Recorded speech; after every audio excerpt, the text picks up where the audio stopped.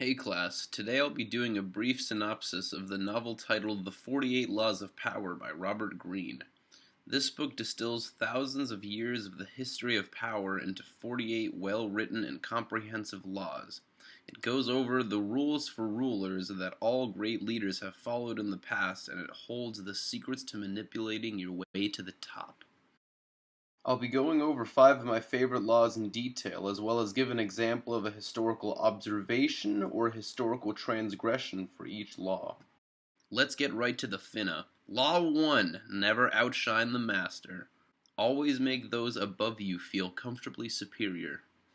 Avoid victories over superiors. It will cost you more than it's worth. It's 1661, we're in France, and she's being ruled by King Louis XIV. Louis was a very proud and arrogant king who always wanted to be the center of attention. He was known for throwing super lavish parties at the most beautiful palaces in the country. So one day the prime minister decided to kick the bucket, which leads us to this guy, Nicolas Fouquet? Fouquet? Fouquet? Fouquet. Yeah, that. Anyways, he was all like, dude, I want to be prime minister. And he was already the king's financial minister, so he got a fair shot. But then Louis decided to abolish the position of prime minister, because, he can do that. So naturally, Fouquet felt like he was falling out of the king's favor, and he decided to win it back by impressing him with the sickest party ever. Fouquet planned out a 7-course dinner with the finest foods and wines available, accompanied by a small orchestra. After dinner, guests took a stroll in the royal garden, witnessed a fireworks display, and watched a play that was made specifically for that night. It was perfect. All the honorable and noble guests thought it was the best event they had ever attended. But it just rubbed Louis wrong. 3 days later, Fouquet was arrested and beheaded for stealing money from the royal treasury. King Louis couldn't stand being outdone by his financial minister, so he got a new financial minister. Law number 2. Never put too much trust in friends. Learn how to use enemies.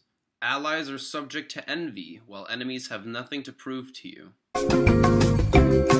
We're in China. The Han Dynasty just fell, and China's a bit of a mess right now. It's in this mean cycle of the army overthrowing a weak emperor, one of the generals in the army crowning himself emperor, ruling for a few decades with an iron fist, and then becoming a weak emperor. Rinse and repeat, and you've got the political system of China for the next 700 years. Then, in 959, General Chao Qiangyin was crowned emperor and broke the cycle. Whoa, how'd he do that? Great question, I'm glad you asked. He threw a party. Emperor Chao invited his most trusted advisors, closest generals, and a few noble civilians. After the party got going, he asked all the civilians to leave. At this point, the generals were pretty nervous because they thought they were about to get executed so that Chao wouldn't have any threats to his power. But no, Chao was like, listen, I don't want to get overthrown and I don't want to murder all of you guys. So how about you guys tender your resignations, I'll give you some sweet houses in the countryside, government benefits, and a whole lot of money. And all the generals were like,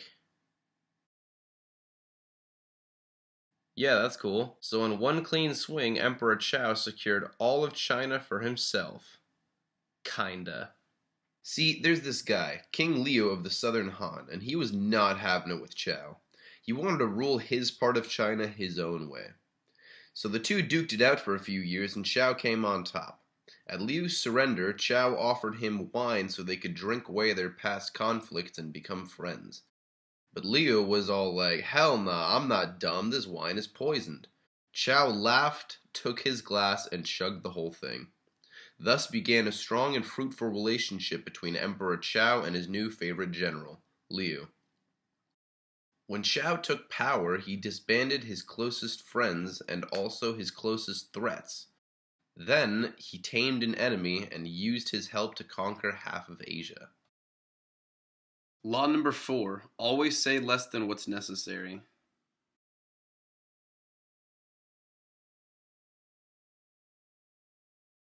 Law number 7. Get others to do the work for you, but always take the credit. Never do yourself what others can do for you.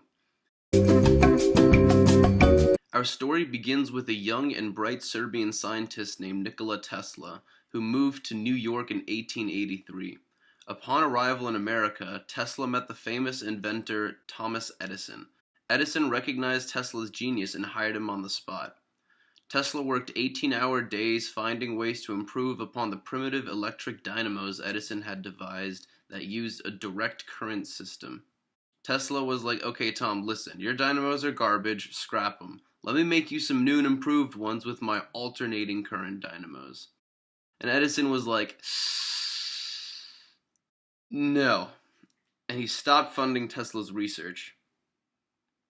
So Tesla showed his idea to business magnate George Westinghouse, who already had an electrical company in Pittsburgh, the Westinghouse Electric Company. Westinghouse fully funded Tesla's work, and Tesla produced hundreds of patented electric gizmos that electricians still use today. Every product that Westinghouse Electric sold with one of Tesla's patents on it gave Tesla a cut of the profits. All is well for a few years, and then the railroad baron J.P. Morgan swooped in and bought Westinghouse Electric. This sucked for Tesla because Westinghouse couldn't afford to pay the full value of the patents to Tesla after his company was bought out by Morgan. In total, Tesla earned $216,000 from his patents. A large sum, but far less than the $12.2 million that they were actually worth. Tesla's bright mind could create great complex machines, but it couldn't keep him from getting swindled out of $12 million. Law number 9. Win through your actions, never through argument. Prove your point by demonstrating rather than explaining.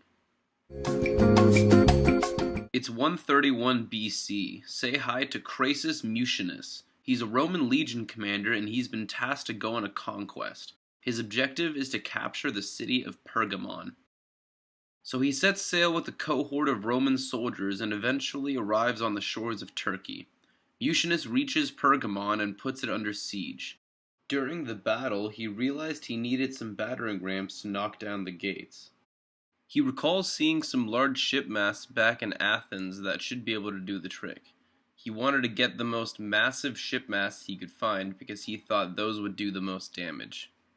Mucianus sends some soldiers back to Athens to retrieve the masts, which brings us to this guy, an unnamed military engineer in Athens. The engineer greeted the soldiers and they explained that they needed ship masts, specifically the large ones, to build a battering ram. The engineer declared that the smaller ship masts would actually be better since the heads have a smaller surface area and thus would deliver more power. The soldiers requested the larger ship masts again, but the engineer insisted on the smaller ones.